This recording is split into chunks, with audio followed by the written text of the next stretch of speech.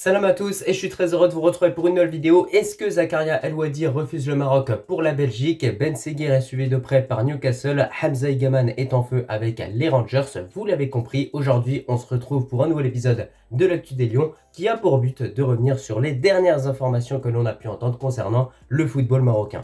Premièrement, concernant Zakaria El Ouadi, je pense qu'on l'a tous vu passer cette interview où il a tout simplement été questionné, notamment sur son choix de nationalité sportive. Alors, ce qu'il faut savoir, c'est que Zakaria El Ouadi, ça fait un certain moment qu'il est avec le Maroc. Il a disputé la Coupe d'Afrique U23 qu'il a remportée avec le Maroc et il a disputé ces Jeux Olympiques de Paris où le Maroc a tout simplement réussi à arracher la médaille de bronze et finir troisième. Mais malgré ça, il y a encore cette question qui se pose entre le Maroc et la Belgique pour ce joueur-là, parce qu'avec l'équipe A du Maroc, donc cette équipe de Regragui, il a été convoqué quelques fois, mais il n'a jamais eu l'occasion d'effectuer ses débuts et de pouvoir montrer de quoi il est capable sur le terrain. Alors ce qu'il faut prendre en compte, c'est que du côté marocain, il y a une plus forte concurrence qu'en équipe belge. Ça c'est clair et net.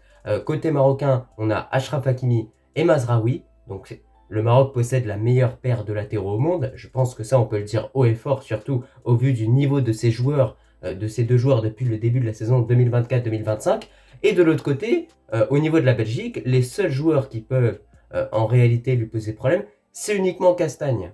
C'est uniquement Castagne. Sinon, il n'y a pas réellement de grosse concurrence. On sait également que Achraf Hakimi reste encore un joueur assez jeune, donc il a encore beaucoup d'années devant lui, et je pense qu'il restera titulaire au poste de défenseur droit avec le Maroc pendant un certain moment, hein, voilà, au-delà de 2030, hein, ça c'est clair et net. Donc c'est compliqué déjà pour Zakaria El Ouadi de se poser la question de est-ce qu'il pourra avoir du temps de jeu ou pas sur ce poste de latéral droit. Maintenant, sur le poste de latéral gauche, on ne sait pas comment ça va se passer pour Mazraoui, mais déjà, il est moins jeune que Achraf Hakimi. Donc là, déjà, en termes de concurrence, c'est beaucoup plus abordable pour lui d'aller jouer avec la Belgique que de jouer tout simplement avec le Maroc. Et c'est là où on remarque un certain changement depuis quelques années au niveau des binationaux. Avant, on voyait un joueur voilà, qui était franco-marocain ou marocain un petit peu belge, qui sortait juste une petite bonne performance, il était directement convoqué avec le Maroc. Aujourd'hui, ça ne suffit plus. Aujourd'hui, même si on est bon en club et qu'on est titulaire comme un joueur comme Zakaria El Ouadi, qui a beaucoup de temps de jeu dans le championnat belge, eh bien ça ne suffit plus parce qu'il y a un tel effectif que les choix sont extrêmement durs justement pour Walid Regragui. Et donc ce qu'il a dit au cours de cette interview, c'est très clair, c'est que aujourd'hui, si on lui proposait de faire un choix entre le Maroc et la Belgique, c'est un dilemme pour lui. Aujourd'hui, c'est un dilemme pour Zakaria El Ouadi d'effectuer ce choix-là parce que s'il se dirige du côté du Maroc, il a justement cette peur de ne pas du tout avoir de temps de jeu. Mais il y a un joueur qui s'est retrouvé un petit peu dans la même situation que lui, c'est Saïbari, qui au début n'a pas eu directement la confiance de Walid Regragui, qui a dû attendre un certain temps. Il a eu sa confiance et il a eu cette chance de pouvoir jouer à plusieurs reprises. Puis derrière, il a montré des résultats, notamment avec l'énorme prestation qu'il a pu réaliser contre le Gabon et contre le Lesotho. 2 buts pour ce joueur-là au cours de ce rassemblement. Donc je pense que Zakaria El Ouadi doit attendre d'avoir sa chance et son opportunité avec le Maroc. Maintenant, ce qu'il a également ajouté concernant cette interview, et ce qui est plutôt positif, c'est qu'il a dit, il a indiqué de manière extrêmement claire qu'il a le Maroc dans le cœur. Et on sait à quel point, voilà, aujourd'hui, son premier choix, c'est de jouer pour le Maroc. Ça a toujours été son premier choix. Et donc forcément, il se battra pour ça. Mais voilà, peut-être qu'il réfléchit en réalité parce qu'il se dit que de l'autre côté, il a une place de titulaire indiscutable qui l'attend du côté de la Belgique. Et donc forcément, ça fait réfléchir. Donc on peut un petit peu le comprendre. Mais selon moi, je ne sais pas ce que ça va donner durant les prochains mois. Si le joueur est réellement patient, il choisira le Maroc et restera avec les Lions de l'Atlas. Si le joueur est impatient, à ce moment-là, il rejoindra une équipe belge qui n'est pas du tout au top, une équipe belge qui a perdu contre, je ne vais même pas dire le nom du pays il n'y a pas longtemps.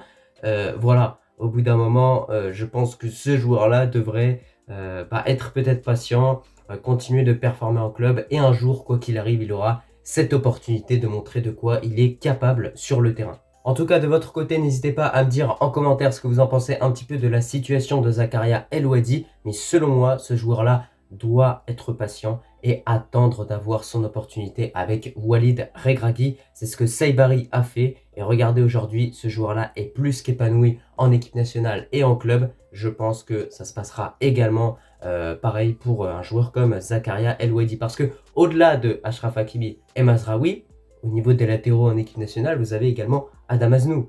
Et le Maroc mise beaucoup sur ce joueur-là parce qu'il est très jeune et il représente le futur du Maroc, l'avenir en défense. Ça, c'est clair et net, notamment lorsqu'on peut voir à plusieurs reprises ces très bonnes rentrées, notamment avec notre équipe nationale. Alors maintenant, on va passer à la deuxième information de cet épisode de l'Actu des Lions qui concerne Ben Seguir. Alors Ben Seguir intéresse Newcastle. Alors premièrement, je trouve ça positif, mais je pense qu'aujourd'hui, au vu de ses performances, au vu d'à quel point il est juste énorme depuis le début de cette saison 2024-2025, c'est pas Newcastle qui devrait intéresser. C'est le Barça, c'est le Real Madrid, c'est Arsenal, c'est Manchester City, c'est Manchester United. C'est des grands clubs qui devraient intéresser aujourd'hui. Je trouve pas ça normal aujourd'hui qu'un joueur comme Ben Seguir, qui est juste énorme, qui marque beaucoup de buts, qui réalise des passes décisives, qui est décisif quasiment tout le temps, eh bien, il attire uniquement un club comme Newcastle, avec tout le respect qu'on a pour Newcastle. Honnêtement, il mérite bien mieux. Ça, c'est clair et net, il mérite bien mieux. Et si c'était Ben Seguirgno ou voilà, Ben Seguirson, je pense qu'aujourd'hui, il y aurait la plupart des grands clubs européens, des grands cadors qui se seraient intéressés à ce joueur. Donc en réalité, ce que je trouve pas normal, c'est que car ce joueur-là est marocain, eh bien, il n'y a pas la plupart des grands clubs qui s'intéressent à lui. Voilà. Il aurait été brésilien ou anglais, ça aurait pas du tout été la même chose. Vous savez, aujourd'hui, il y a beaucoup de joueurs qui sont surcotés. Mais s'il y a bien un joueur qui est sous-coté, c'est Ben Seguir. Ça, c'est clair et net. Il suffit de regarder ses performances et ses statistiques. L'année dernière, au cours de cette saison 2023-2024, il avait seulement les performances et le talent qu'il proposait sur le terrain. Pour cette nouvelle saison, je trouve que il est bon, il a tout, quoi. Il y a même les statistiques qui ont suivi. Et ça, c'est un élément à prendre en compte. Parce que souvent, les grands clubs cherchent des joueurs qui ont des bonnes statistiques, des joueurs qui sont décisifs. Et bien Ben Seguir a toutes ces qualités, sachant qu'encore récemment, il a inscrit son premier but en Ligue des Champions.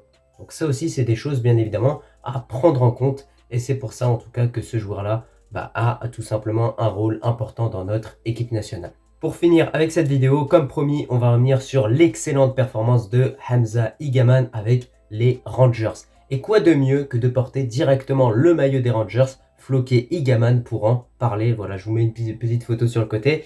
Donc d'ailleurs, pour tous ceux qui veulent savoir un petit peu comment se procurer ce style de maillot, dont la qualité est supérieure au prix de façon extrêmement claire, eh bien, John Sport, voilà, vous allez sur John Sport, petit code ROCMA, et vous aurez une petite réduction. Donc n'hésitez pas à aller faire un tour, ils font vraiment des super maillots, ça c'est clair et net. Niveau qualité, je peux vous dire que il y a tout ce qu'il faut, ça c'est clair.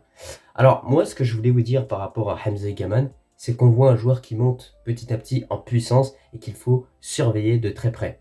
Donc un doublé inscrit par ce joueur et une passe décisive en Europa League. Il n'a pas énormément de temps de jeu parfois avec cette équipe des Rangers, c'est pas toujours évident, mais on voit que petit à petit, il est en train de progresser. Et donc peut-être que d'ici quelques mois ou d'ici un an, il arrivera à devenir un titulaire indiscutable au poste de buteur, et c'est tout ce qu'on lui souhaite en tout cas. Concernant cette vidéo, c'était un petit peu tout au niveau de cet épisode de l'Actu des Lions. Je te remercie si tu l'as regardé dans son entièreté, et je te dis tout simplement à la prochaine. Allah al-Watan al-Malik.